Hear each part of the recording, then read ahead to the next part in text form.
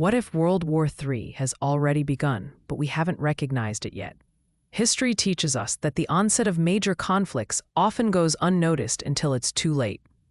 Wars rarely begin with a single, unmistakable declaration. Instead, they creep forward through a series of incremental steps. Economic pressure, political coercion, proxy battles, information warfare, and localized military clashes, each on its own insufficient to trigger a global alarm.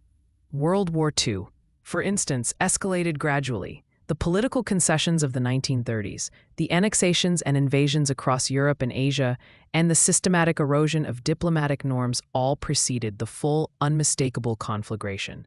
Many contemporaries failed to see the pattern until the situation was already dire. Today, we find ourselves in a similar scenario, with rising global tensions, sophisticated gray zone tactics, and strategic maneuvers that could be the precursors to a much larger multi-theater conflict.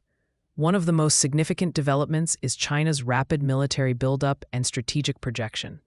Under President Xi Jinping, China has been modernizing and expanding its armed forces at a pace and scale not seen in decades. The People's Liberation Army has transformed from a largely land-focused force to a joint military capable of operations at sea, in the air, in space, and in cyberspace.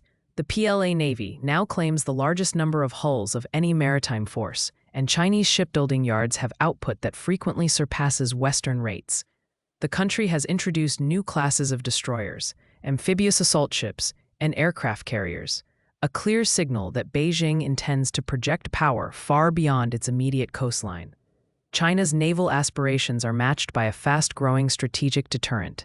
Analysts estimate that Beijing's operational nuclear warhead inventory is expanding rapidly. Projections put the force well into the hundreds and potentially over 1,000 by the end of this decade.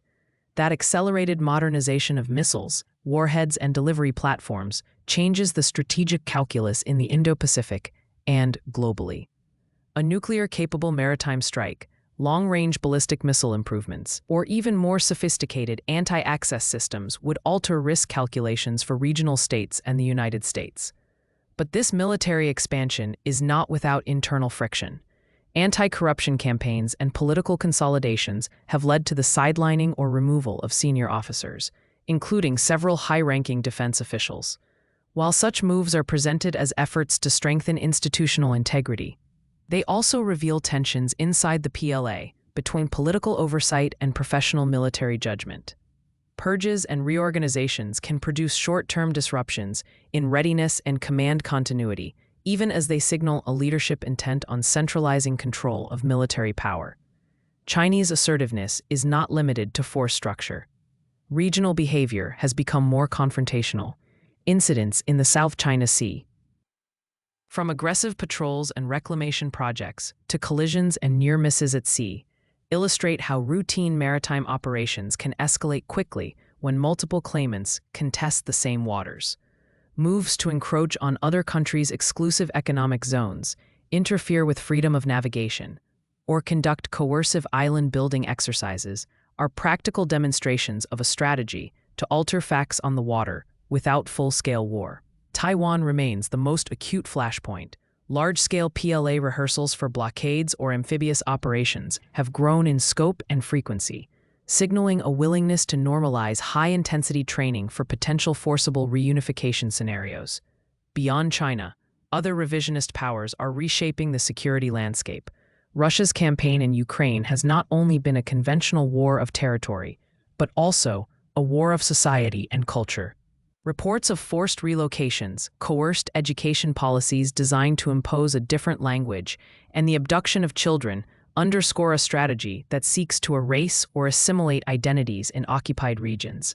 Such measures aim to entrench control not just through military occupation, but through demographic and cultural transformation. Simultaneously, a steady stream of belligerent rhetoric from Moscow, including veiled and more direct nuclear threats, has been used to deter external support for Ukraine and to complicate Western decision-making. Even if many such threats are intended primarily as signaling or bargaining tools, the repeated use of nuclear rhetoric raises the stakes and requires robust deterrent measures from NATO and partners. These tensions are not only military, they are technological and economic. Beijing's provision of dual-use systems, like certain drones, sensing satellites, or microelectronics, to Moscow has underscored the risk that modern conflicts will be fought not only with guns and tanks, but with networks, sensors, and supply chains. Efforts by Western governments to sanction suppliers and choke off critical components have had some effect, but enforcement gaps and the global nature of technology supply chains mean that leakage and workarounds persist. Sanctions that reduce critical exports by a notable percentage are meaningful, but they do not automatically sever a belligerent's access to all capabilities. The Middle East and the Korean Peninsula add further layers of instability. Iran's continued support for proxy groups across the region, whether through funding, weapon transfers, or training, keeps conflicts in Yemen, Lebanon, and elsewhere simmering. Attacks on shipping, strikes against infrastructure, and the periodic flare-ups between proxy forces can produce shockwaves through global energy markets and raise the risk of miscalculation.